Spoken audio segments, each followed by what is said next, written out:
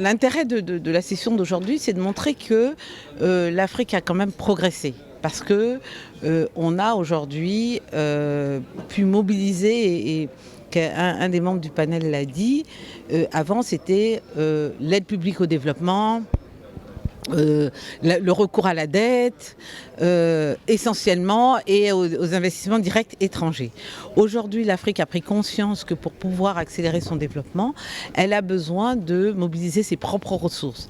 Les ressources privées, les ressources domestiques, et cette discussion sur les caisses de dépôt et consignation est une illustration parce qu'on fait venir des acteurs du secteur financier qui ont vocation à mobiliser l'épargne locale pour investir dans les projets prioritaires de développement, que ce soit infrastructure, mais dans d'autres domaines aussi, et pouvoir faire des investissements de long terme pour accompagner les politiques publiques et les politiques de développement.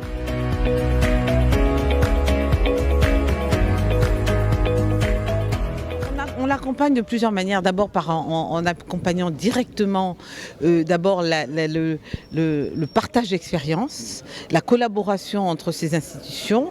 Il y a par exemple dans les 10 dernières années il y a à peu près aujourd'hui 9 caisses de dépôt et de consignation en Afrique. Il y en a pratiquement de plus en plus qui se développent. Il y a dans d'autres pays des caisses de dépôt qui se créent. La BAD accompagne la collaboration, le partage d'expérience, accompagne directement les entités au niveau spécifique, mais au niveau global, et également accompagne les projets d'investissement de ces caisses de dépôt et de consignation.